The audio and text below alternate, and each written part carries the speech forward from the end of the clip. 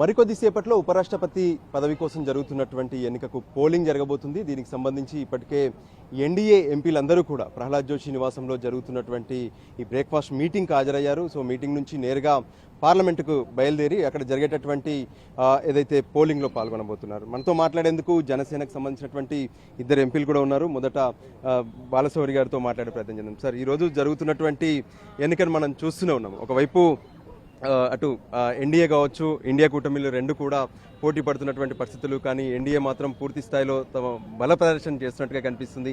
ఎలా ఉండబోతుంది సార్ ఈరోజు భారత ఉపరాష్ట్రపతి ఎన్నికలు జరుగుతూ ఉన్నాయి. ఎన్డీఏలో భాగంగా జనసేన పార్టీకి సంబంధించినటువంటి మేము ఇద్దరు ఎంపీలం కూడా ఈరోజు ప్రహ్లాద్ జోషి గారి యొక్క ఆహ్వానం మేరకు ఇక్కడికి రావడం జరిగింది. నిన్న గౌరవ ప్రధానమంత్రి గారు మా ఎన్డీఏ ఎంపీలందరికీ కూడా చాలాసేపు మా అందరికీ భారతదేశం యొక్క పరిస్థితులు, ఎన్డీఏ డెవలప్మెంట్స్, అదే రకంగా ఈరోజు ఏ రకంగా మనం ఈయనకు ఓటేసి గెలిపించుకోవాలి అనేటువంటి విషయాలన్నింటినీ కూడా నిన్న కూలంకషంగా ప్రధానమంత్రి గారు మా అందరికీ చెప్పారు. ఈరోజు జరగబోయేటువంటి ఈ ఎన్నికల్లో ఎన్డీఏ కూటమి అభ్యర్థి రాధాకృష్ణ గారు మంచి మెజారిటీతో గెలుస్తారు. అందులో ఎటువంటి సందేహం లేదు. మాకు ఫుల్ మెజారిటీ ఉంది, గెలుస్తాడు. ఆయన కూడా సాదా సీదా అయినటువంటి వ్యక్తి. సో ఆయన గవర్నర్గా దాదాపు 10 సంవత్సరాల పాటు పనిచేసినటువంటి అనుభవం ఉంది. 3 రాష్ట్రాల గవర్నర్గా చేశారు. ఆయన సేవలు డెఫినెట్గా ఉపరాష్ట్రపతిగా ఈ భారతదేశానికి ఎంతో అవసరం. ఒక మంచి క్యాండిడేట్ని ఎన్నుకుంటున్నాం అనేటువంటి సంతోషం కూడా మాలో ఉంది. సార్, ఆంధ్రప్రదేశ్లో ఉన్నటువంటి ఎంపీలందరూ కూడా ఇప్పుడు ఎన్డీఏ అభ్యర్థి సిపి రాధాకృష్ణన్కే మద్దతు ఇస్తున్నటువంటి పరిస్థితి, విత్ వైసీపీతో సహా. మంచిదే కదా. ఒక మంచి అభ్యర్థి కోసం యాక్చువల్గా ఎన్డీఏకి సంబంధించినటువంటి లీడర్స్ రాజ్నాథ్ సింగ్ గారు అన్ని పార్టీలకి అభ్యర్థించారు. ఏమని, ఎలక్షన్స్ వద్దు, ఒక మంచి అభ్యర్థికి మనం ఓటేద్దామని చెప్పేసి ఇంక్లూడింగ్ అపోజిషన్తో సహా అభ్యర్థించారు. సో కొంతమంది యాక్సెప్ట్ చేశారు. సో వాళ్ళకి ధన్యవాదాలు. కొంతమంది యాక్సెప్ట్ చేయనట్టు I will leave it to their wisdom. Sir, కానీ ఇండియా కూటమి నుంచి పోటీ పడుతున్నటువంటి జస్టిస్ సుదర్శన్ రెడ్డి విషయంలో కూడా తెలుగువాడైనటువంటి సుదర్శన్ రెడ్డికి ఎందుకు మద్దతు ఇవ్వకూడదు అనేటువంటి చర్చ జరిగింది. ఇప్పుడు తమిళనాడులో ఎంపీలు ఉన్నారు. తమిళనాడు ఎంపీలు ఈయన తమిళనాడుకి సంబంధించినట్టు. మరి డిఎంకే వాళ్ళందరూ కూడా రాధాకృష్ణ కోట వేస్తున్నారా? It's a simple logic. So ఏదో మాట్లాడుతూ ఉంటుంటారు, ఏదో ఒక పాయింట్ పట్టుకొని మాట్లాడుతుంటారు. దాంట్లో అర్థం ఉండాలి. నేను చెప్పాను కదా, ఇప్పుడు ఆయన తమిళియన్.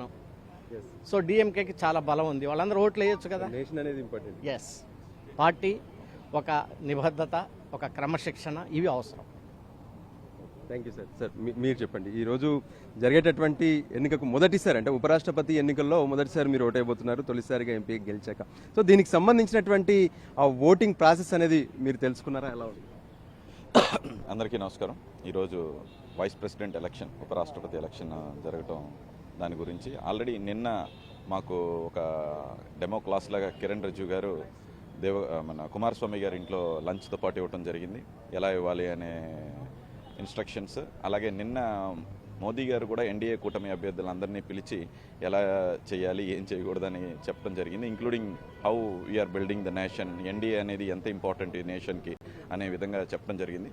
అలాగే మా అధినేత పవన్ కళ్యాణ్ గారు కూడా ఇద్దరిని పిలిచి చెప్పడం జరిగింది. వైజాగ్లో సభ జరిగినప్పుడే పిలిచి చెప్పడం జరిగింది, ఇట్లాగా ఎన్డీఏ ఎలక్షన్లో మీరు వాళ్ళ మామూలుగా ఏం గైడెన్స్ ప్రకారం ఇచ్చి మన ఎన్డీఏ అభ్యర్థిని మీరిద్దరూ కరెక్ట్గా ఫాలో అయ్యి ఓటు వేయాలని చెప్పారు. మా అధినేత పవన్ కళ్యాణ్ గారు కూడా సిపి రాధాకృష్ణ గారికి పూర్తి మద్దతు పలుకుతూ ఎన్డీఏ బలపరిచిన వ్యక్తిని కంపల్సరీగా హయ్యెస్ట్ మెజారిటీతో గెలుస్తారని నమ్మకం మా అందరికీ ఉంది, ఎక్కువ మెజారిటీతో.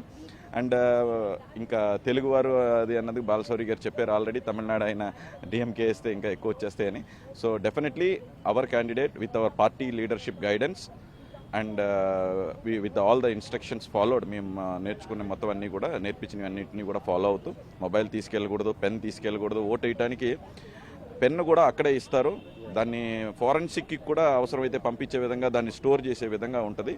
సో డెఫినెట్లీ అన్ని ఇన్స్ట్రక్షన్స్ అందరు ఎంపీలకి చెప్పిన తర్వాత దాన్ని ఇప్పుడు అందరం పార్లమెంట్కి వెళ్తున్నాం. ఫస్ట్ మోదీ గారు ఓటు వేసిన తర్వాత వరదలు ఉన్నాయి కాబట్టి పంజాబ్కి టూర్ వెళ్ళిపోవడంతో పాటు మోదీ గారితో పాటు 5 ఎంపీలు కూడా వెళ్తాం వల్ల వాళ్ళు ఫస్ట్ ఓటు వేసేస్తారు. దాని తర్వాత ఇప్పుడు అందరు ఎంపీలు గ్రూప్స్ వైజ్ డివైడ్ చేశారు, స్టేట్ వైడ్. అంటే సౌత్ ఎలా ఇండియన్ ఉంటుంది సార్? అంటే ఈ గ్రూప్స్ లో కూడా నేరుగా అంటే ఒక్కొక్కరు ఎవరికి వాళ్ళు వెళ్ళి వేయచ్చా, లేదంటే ఖచ్చితంగా వాళ్ళకి ఇచ్చినటువంటి ఆ లిస్టింగ్ ప్రకారమే వెళ్ళాల్సి ఉంటుందా? అందరికీ డివైడ్ చేశారు. అంటే ఇది ఎందుకంటే ఎవరు కష్టపడకుండా ఉండే విధంగా సౌత్ ఇండియన్ ఎంపీస్ అందరినీ కూడా మొత్తం రాజ్యసభ లోక్సభని ప్రహ్లాద్ జోషి గారి ఇంటి దగ్గర గ్యాదరింగ్ చేయడం జరిగింది. అలాగే నార్త్ ఈస్ట్ అండ్ నామినేటెడ్ పోస్టులు అందరూ కిరణ్ రిజిజు గారి ఇంట్లో ఏర్పాటు చేయడం జరిగింది. ఇక్కడ కొండా విశ్వేశ్వర రెడ్డి గారిని కోఆర్డినేటర్ కింద అలాట్ చేయడం జరిగింది. సో ఏమున్నా సరే వాళ్ళు అడగచ్చు. బట్ ఎనీవే ఎక్కువసేపు అందరూ లైన్లో ఉండటం కన్నా బెటర్ ఏంటంటే ఒక టైంని డిసైడ్ చేసుకుని వెళ్ళి ఓట్ వేయచ్చు అని చెప్పారు. సో ఇక్కడ కూడా బ్రేక్ఫాస్ట్కి అందరం గ్యాదర్ అయ్యాం. So we are all very happy and definitely our NDA candidate is going to win with highest majority. Thank you. ఇది మొత్తానికి ప్రస్తుతం అయితే ఎన్డీఏకి సంబంధించినటువంటి ఎంపీలు, ప్రత్యేకంగా తెలుగు రాష్ట్రాలకు సంబంధించినటువంటి ఎంపీలు కూడా ఇప్పటికే ఏ విధంగానైతే ప్రహ్లాద్ జోషి ఇంటికి చేరుకున్నారు. మరికొద్ది సేపట్లో ఒకవైపు పార్లమెంట్కు చేరుకోబోతున్నారు. అయితే ఖచ్చితంగా తమ అభ్యర్థి సిపి రాధాకృష్ణన్ భారీ మెజార్టీతో ఉపరాష్ట్రపతిగా గెలుస్తారని చెప్పి ఆశాభావాన్ని వ్యక్తం చేస్తున్నటువంటి పరిస్థితి కనిపిస్తుంది. కెమెరా పర్సన్ సంజీవ్తో కలిసి రాజు, ఎన్టీవీ.